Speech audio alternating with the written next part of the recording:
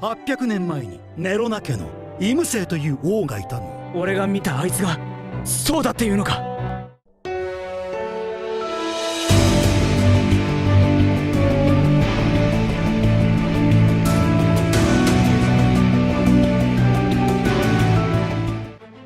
현재 엘바프의 전황은 기사단 피거랜드 샴록과 군코가 국왕이었던 하랄드의 방에서 소환되며 로키를 영입하기 위해 명계로 향했고, 이후 협상이 결렬되자 샴록은 새로운 기사단을 호출하며 거인족을 위협하기 위한 게임을 제안했는데요.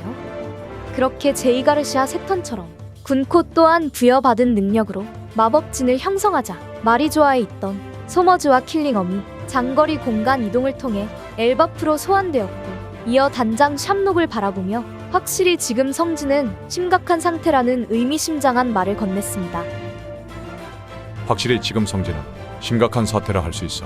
세계 회의 이후로 뭔가 한참 잘못됐다고. 네가 있는 게 낫겠지, 샴록. 때문에 샴록 또한 위에서 내려온 지령을 통해 성지로 복귀하게 되었고, 이어 거인들을 굴복시키기 위해 아이들을 납치하게 되며 지금의 상황이 만들어진 건데요.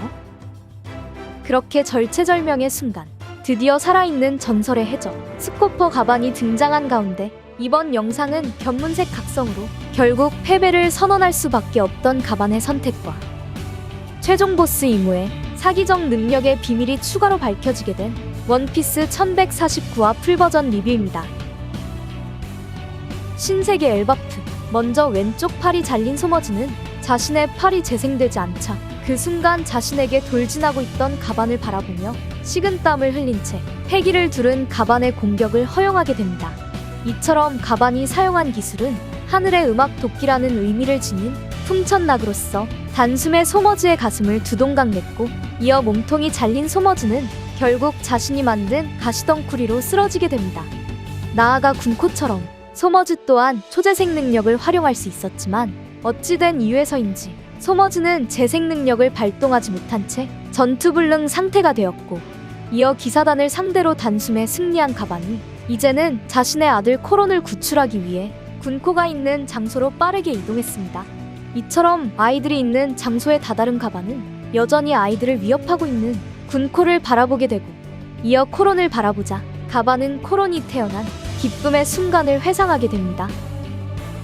한편 가반이 당도하자 군코는 코론의 목에 날카로운 무기를 겨누고 있었고, 때문에 코론의 목에서 피가 흐르자 이를 지켜본 가반이 조금만 기다려달라는 말과 함께 패기를 두르게 되는데요.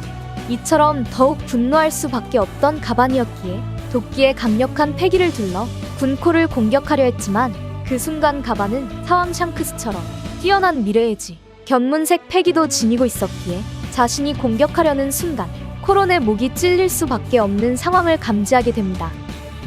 그렇게 견문색 패기의 각성을 통해 미래를 감지할 수 있던 가반이었기에 자신의 공격으로 코론이 죽을 수도 있는 상황을 맞이할 수 있자 결국 도끼를 버린 채 비통한 표정을 보이며 항복을 선언했는데요. 이처럼 패기는 물론 살기마저 거둔 가반을 바라본 군코는 이내 초인계 능력을 활용해 날카로운 세 개의 화살표를 만들어 가반의 몸통을 찌르게 되고, 이어 가반은 지키지 못한 코론과 엘바프에게 사과하며 결국 거대한 나무 위에서 떨어지게 됩니다. 이처럼 해적왕의 왼팔 가반이 결국 코론을 지키기 위해 항복을 선언하며 패배하게 된 가운데, 이내 코론이 절규하며 아버지를 외치자 그 순간 군코가 과거의 어떤 일을 회상하기 시작하는데요.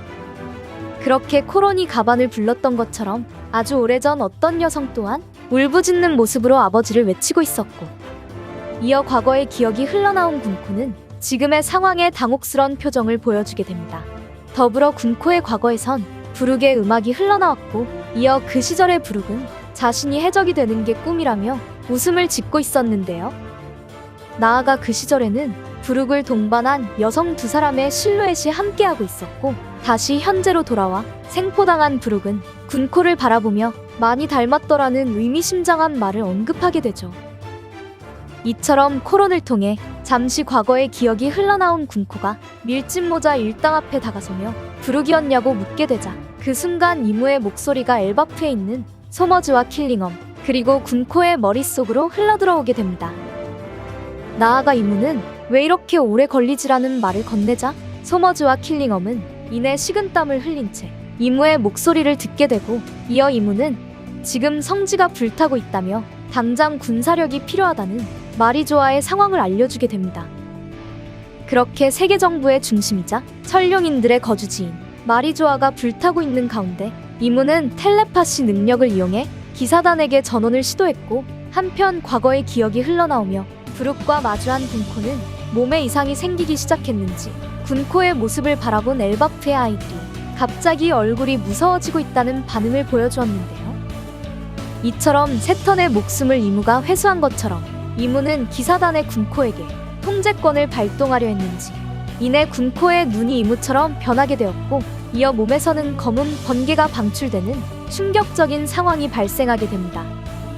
그렇게 예상하지 못한 이무의 등장과 절망의 능력으로 인해 다시 한번 위기의 상황이 만들어진 상황 속 이내 이무는 분노의 감정을 드러낸 채 이제부터 신이 지배한다는 게 어떤 건지 보여준다는 말을 끝으로 이번 원피스 1149화 풀버전 내용이 끝이 나게 됩니다. 이번 화를 통해 전설의 해적 가반은 기사단을 상대로 압도적인 강함을 선보이며 초재생 능력의 파회법으로 소머즈에게 승리했었는데요. 그렇게 불사의 능력을 지닌 오르성과 기사단을 상대로도 승리할 수 있는 가능성이 있다는 점을 가반이 보여주었지만, 결국 견문색 패기의 각성 중 미래의 질을 통해 코론을 지킬 수 없다고 판단, 항복을 선언했습니다. 때문에 군코의 능력을 허용한 가반이 데미지를 받게 되며 루피와 로키가 있는 명계로 떨어질 수 있는 가운데, 그 순간 브룩과 군코의 관계를 알 수 있는 떡밥이 새롭게 공개된 건데요. 이처럼 과거 브룩과 군코의 관계가 밝혀질 수 있었지만, 그 순간 텔레파시 능력을 통해 이무의 목소리가 전달되며 현재 마리조아가 불타고 있다는 충격적인 상황을 알 수 있었습니다. 그렇게 소머즈가 처음으로 등장할 당시 성지는 심각한 사태라고 말했었고, 이후 현재 마리조아가 불타고 있다는 언급을 미루어 보면 세계 정부를 적대시하며 전쟁을 각오한 드래곤의 혁명군이나 세계를 뒤흔들 사왕 검은 수염의 행보가 본격적으로 이뤄지고 있다는 점을 추측할 수 있는 건데요. 때문에 이무는 해군본부가 아닌 마리조아로 급습한 전력을 막기 위해 엘바프에 있는 기사단을 호출했다는 점을 알 수 있듯이 강한 세력이 침공할 가능성도 생각해 볼 수 있다는 점이죠. 아니면 현재 마리조아는 혁명군이 보급선을 차단시켜 천룡인들의 분노가 극에 달했기 때문에 결국 이성을 잃어 난동을 일으킬 수 있는 사례도 충분히 생각해 볼 수 있지만, 분명한 건 현재 이무가 자신의 감정을 드러내며 분노하고 있었다는 사실이었습니다. 더불어 이무가 세 턴의 목숨을 회수했던 것처럼 이번에는 군코의 정신과 육체를 지배할 수 있다는 또 다른 능력의 비밀도 밝혀졌기 때문에 분명한 건 오르성과 기사단 모두가 이무에게 능력을 부여받았다는 점을 알 수 있었습니다. 이처럼 지금까지 공개된 이무의 능력은 멀리 떨어져 있어도 대화할 수 있는 텔레파시와 장거리 공간 이동이 가능한 어비스, 그리고 초재생 능력 등 사기적 능력을 타인에게 부여할 수 있었는데요. 나아가 이번에는 몸의 제어권마저 빼앗긴다면 이무와 같은 눈으로 변모할 수 있기 때문에 그 눈으로 현재의 상황을 실시간으로 볼 수 있거나, 나아가 이무와 같은 특수한 능력을 새롭게 부여받아 그 능력들을 활용할 수 있다는 점도 예측할 수 있게 되었습니다. 이처럼 스코퍼 가반의 패배와 군코의 몸을 지배한 이무의 새로운 능력으로 밀짚모자 일당과 거인족 모두가 다시 한번 위기에 처할 수 있는 가운데, 과연 성지 마리조아의 불을 낸 세력은 혁명군이나 사왕 검은 수염일지, 그리고 떨어지는 가반을 구출해 분위기의 반전을 노릴 수 있는 강자 루피와 로키가 동시에 등장하게 될지는 다음화 원피스 1150화를 기대해보면 좋을 것 같습니다. 이번 영상은 여기까지입니다. 시청해주셔서 감사합니다.